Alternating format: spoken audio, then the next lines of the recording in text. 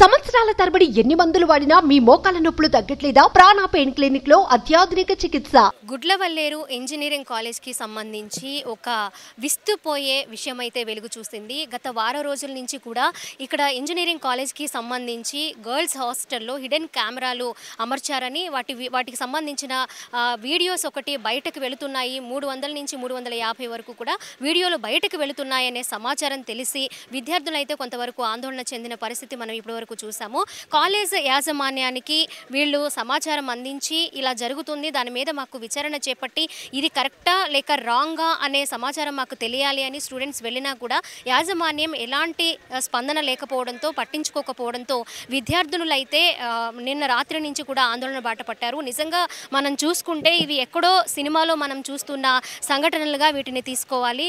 ఒక విజయ్ అనే 4th year students దగ్గర నుంచి తనకి సంబంధించిన గర్ల్ ఫ్రెండ్ ఈ హిడెన్ కెమెరాలు గర్ల్స్ వాష్రూమ్స్లో అమర్చినట్లు, వాటికి సంబంధించిన వాళ్ళు ఏదైతే వాష్రూమ్కి వెళ్ళినప్పుడు అలాగే వస్తూ ఉన్నప్పుడు వీడియోలు ఏ పర్సన్ అయితే కావాలి అని అతను డిమాండ్ చేస్తాడో ఆ పర్సన్కి సంబంధించిన వాష్రూమ్లో ఆ కెమెరాని ఫిట్ చేయడము, ఆ అమ్మాయి అతనికి హెల్ప్ చేయడము, దానికి సంబంధించిన వీడియోస్ అన్నీ కూడా బయటికి వెళ్ళడం జరిగింది అని ఇక్కడ స్టూడెంట్స్ అయితే వాపోతూ ఉన్నారు. వాళ్ళకి ఈ సమాచారం వార్డెన్ ద్వారా తెలిసింది.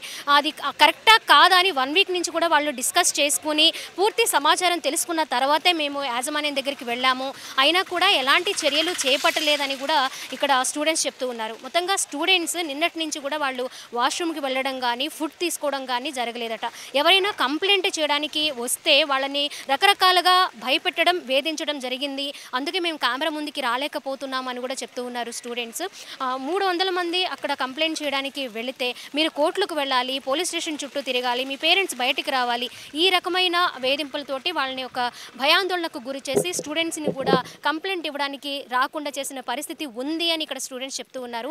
అలాగే వాళ్ళకి ఫుడ్ లేకుండా చేశారు, వాష్రూమ్కి వెళ్లకుండా చేశారనే కొన్ని ఆడియో రికార్డ్స్ కూడా వాళ్ళు కొంతమంది స్టూడెంట్స్ ఫెడరేషన్స్కి షేర్ చేసిన సందర్భాలు కూడా ఉన్నాయి. ఈ విధంగా జరగడం వల్ల వెంటనే మంత్రికి సంబంధించిన టీం అంతా ఇక్కడ కాలేజ్ దగ్గరికి రావడము, మంత్రి కొల్లు రవీంద్ర గారు కూడా రావడము, అలాగే ఎమ్మెల్యే కూడా రావడం, కమిషనర్ రావడం, స్టూడెంట్స్కి కొంత భరోసా కల్పించడం, దీనికి సంబంధించిన ఖచ్చితంగా న్యాయం చేసి తీరుతామని కాలేజ్ యాజమాన్యాన్ని కూడా వాళ్ళ మధ్యలోనే నిలబెట్టి దీనికి ఒక సొల్యూషన్ అయితే తీసుకువచ్చారు. మొత్తంగా ఒక కొలికి వచ్చినట్లుగా అనిపిస్తుంది. మరి ఏ రకమైన రిజల్ట్ వచ్చిన తర్వాత మేము దీన్ని పూర్తిగా క్లోజ్ చేస్తాము, లేకపోతే ఆందోళన కంటిన్యూ అవుతుంది. 2 days టైం ఇస్తాం, 2 daysలో కనుక మాకు న్యాయం జరగాలి, లేదంటే కూడా ధర్నాలు చేయడానికి కూడా మేము వెనుకాడమని ఇక్కడ ఇంజనీరింగ్ స్టూడెంట్స్ కూడా మాట్లాడుతున్న పరిస్థితి మనం చూస్తూ ఉన్నాము.